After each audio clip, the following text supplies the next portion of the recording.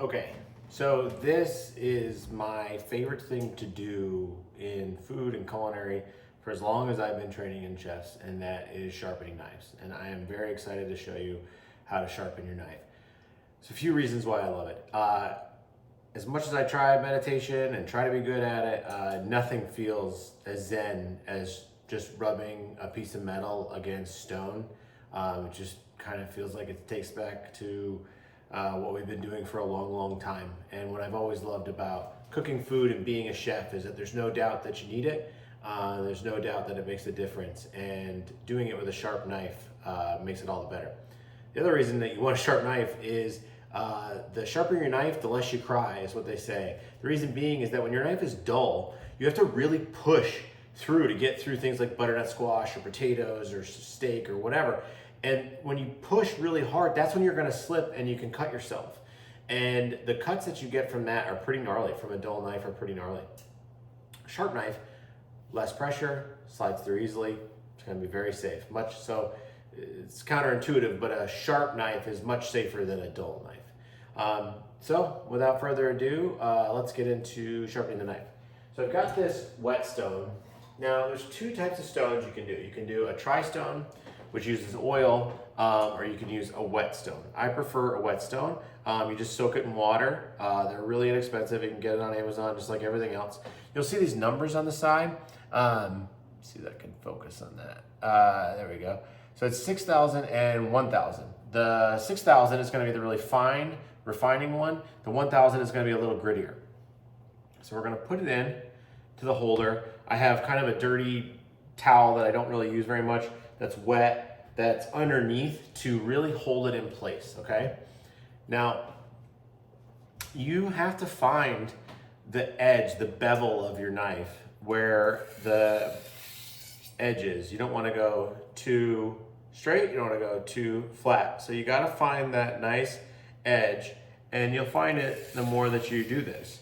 This is one of those things that, as a chef, when people say, oh, your recipe was hard, I couldn't do it, or I tried sharpening knives and it didn't work, it took a long time to be good at these things. Being a chef is like being a carpenter or being a painter or being good at anything. It takes a while. So don't just think that because it doesn't go perfect the first time that you can't do it or that you shouldn't do it, okay? It just means you gotta keep at it. So find a good bevel, pull it towards you.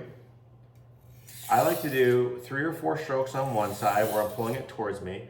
I hold my fingers against the blade to maintain the angle. So I'm kind of using pressure on my hands to maintain the angle as it goes across the stone. And then you're going to go back away from you, again with your hands and fingers maintaining the angle. And you just kind of get a rhythm for it. Now, this knife is relatively new, and this is the grittier side of the stone, so I'm just using it just to kind of get it started. You really want to use the gritty side if you have dull knives that have sat in drawers forever, and they really need to just have a whole new edge made on them. That's what the gritty side is going to be for. You may even want to get a tri-stone if you have a bunch of like really nice old knives that are like German or Japanese. But they've gone really dull. A tri-stone is much grittier, and it's going to hone the edge for you and create an edge that otherwise wouldn't be there. Whetstone is more for knives that you're bringing back to sharp that are relatively new. So I have the fine edge, and again, I'm finding the bevel, pulling it towards me, and then going back on the other side. You'll mess up the angle a little bit, it'll catch for a second, no big deal. Just don't grind it into the stone and don't lay it flat across so that you're not doing anything.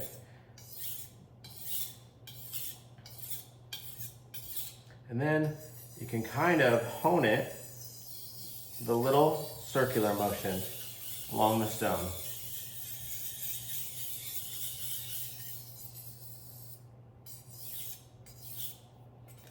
And then back.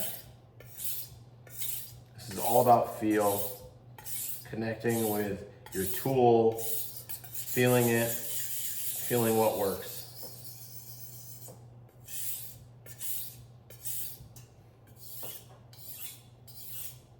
And you can see all of that gray, that's the knife. That's a little bit of the knife that's coming off as you're honing a new edge.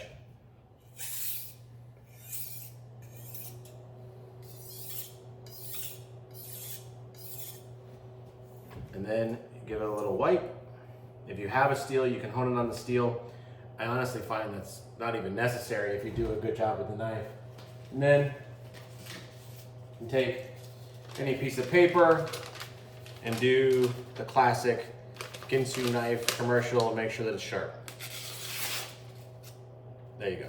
That's how you sharpen a knife. All knives are sharpened the same way. You're gonna find the edge, find the bezel, or bevel, sorry, not bezel. Take your time. Make sure that the whetstone sits in water for about 10 to 15 minutes before you pull it out to use it. And again, nothing is more meditative. Nothing will make your life easier in a kitchen than having a sharp knife. And if you spend, $80 to $100 to $200 on a nice knife, get a whetstone and you'll never have to buy another knife ever again. I still have the first knife that was given to me by my first chef out of culinary school 21 years ago. So give it a try. Please enjoy. Thanks so much.